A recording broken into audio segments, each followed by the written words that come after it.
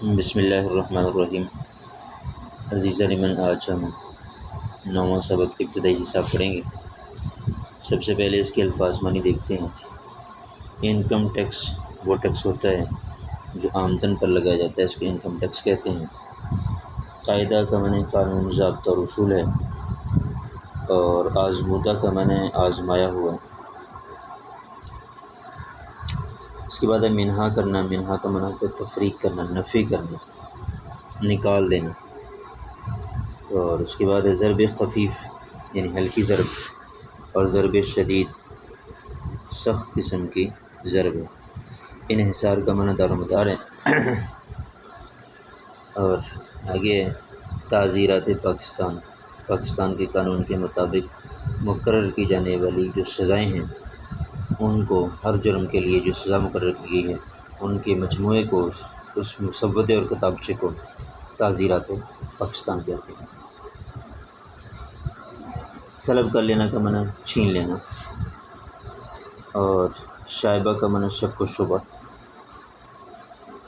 جہل کا معنی جہالت، اور تجاوز نہیں کر پایا کا معنی حد سے آگے نہیں بڑھا۔ ملی بھگت کا معنی آپس میں مل جل کر جو اندرونی سازش کے ذریعے کام کیا جائے، اس کو کہتے ہیں ملی بھگت۔ توفیق کا معنی ہمت، طاقت۔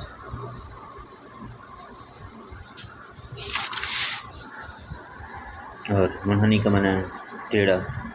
تعلقات نہایت کشیدہ یعنی تعلقات بہت زیادہ خراب ہو گئے، کھینچا تانی کی کیفیت پیدا ہوگی۔ دگنی کا معنی ڈبل ہو گئے،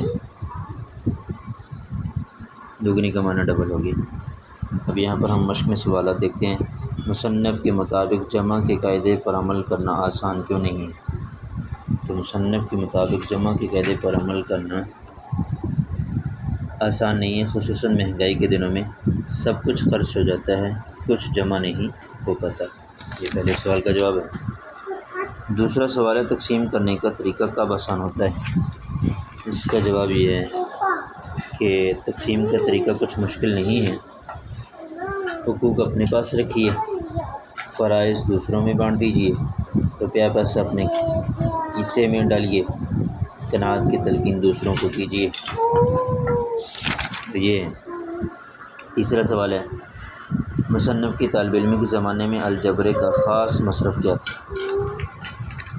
تو اس کا جواب یہ ہے کہ الجبرے کا ہمارے طالب علمی کے زمانے میں کوئی خاص مصرف نہ تھا، اس سے صرف اسکولوں کے طلباء کو فیل کرنے کا کام لیا جاتا تھا، لیکن آج کل یہ عملی زندگی میں خاصا استعمال ہوتا ہے۔